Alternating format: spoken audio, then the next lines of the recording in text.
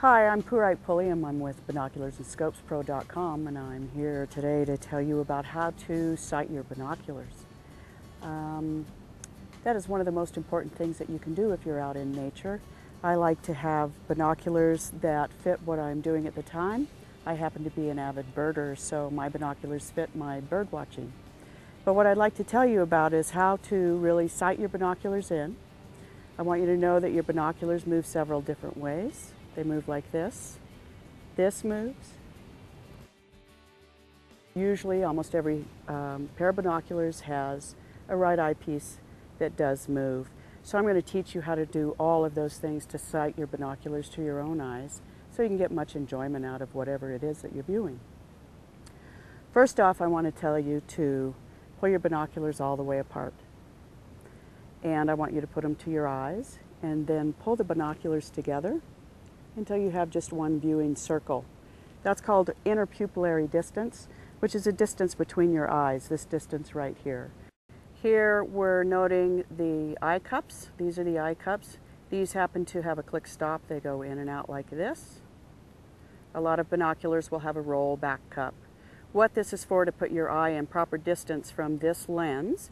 So if you do wear glasses or sunglasses, you'll want to roll the cups down like this. This keeps this proper distance here from eye to lens.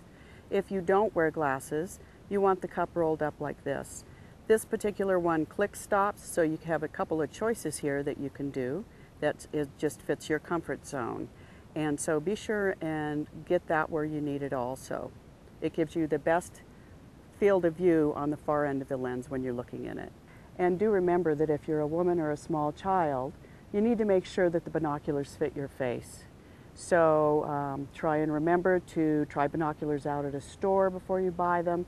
Make sure that this distance right here is small enough for your face. So secondly, I want you to notice this moves. This is what you'll be moving all the time as you're viewing. And third again, this eye ring right here will move, and this sights your left eye. So as we do this, what we're going to do is choose something that's about 75 to 100 feet away, perhaps a sign or a bush with leaves on it that you can really sight in on. And I want you to cover the right lens with your right hand, and keeping both eyes open, put the binoculars to your eyes and focus the top center focus on that object. Get it perfectly in focus. And once that's done, then you'll move to put your left hand over the left lens, and you'll sight your right eye piece. Again, keep both eyes open and move that ring. Sometimes it moves loose. Sometimes it is a click stop like these.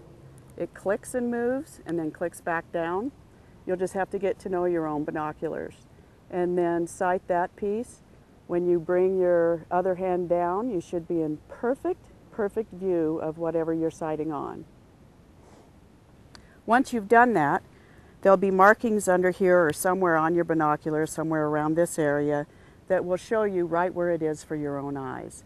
What I've done on some of my binoculars is put a dot with fingernail polish so that every time I pick those binoculars up, I know exactly where that is supposed to be, and that's where that will remain for me. So if you share your binoculars, you can both put a different colored dot on there. You'll know where it is for each of you. Every time you pick them up, put them on that mark. And then as we go along, we're always focusing this one far and near. So the other thing that I want you to know also is I think that the common habit is to view what you're looking at, and this is definite for birds because they move around a lot. So if you're viewing something, the common tendency is to look down for your binoculars and pull them up, and by then you've lost what it was you were looking for. So what you want to do is get used to looking at the bird or whatever it is you're viewing. Reach for your binoculars, get used to where they hang, reach for them and pull them up, and you'll be close to the vicinity of where that object is. It's a lot easier, of course, with big game, but with birds, you got a lot of following to do, and it can be a lot of fun. You'll be very amazed at how much binoculars will bring sighting into you. This is an 8-power binocular that I have here. Binoculars come all the way in up to 15. But you'll want to make sure you don't drink too much coffee if you're going to use a 15, even down to a 10, because it will pick up your shakes, it'll pick up your heartbeat, and so do make sure that you decide what power you can hold. And the power is more or less, if I have an 8 power, I'm viewing like a hawk views. They have 8 times the power of our own eyes. So it brings those critters into view just as beautiful as can be. And I would tell you also, one thing binoculars will do, the first time that I saw a robin in my binoculars, I had no idea what that bird was. I've grown up with robins like most of us, but when I looked at a robin in my binoculars, I saw the black and white stripes under the neck. I saw the eye ring. I saw many different field marks that I'd never seen before. So get used to using your binoculars. It takes a little bit of practice. If you're getting a blackout, make sure you try fixing this again, because if you have blackout, that usually means your glasses are too far apart for your eyes.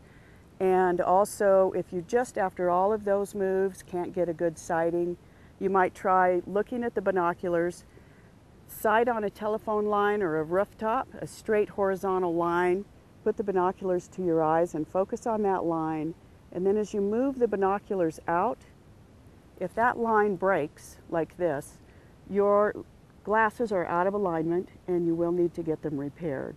Sometimes the repair it can cost more than what the binocular is worth, but also a lot of times it's also covered on warranty. So be sure and check that with the maker of your binoculars.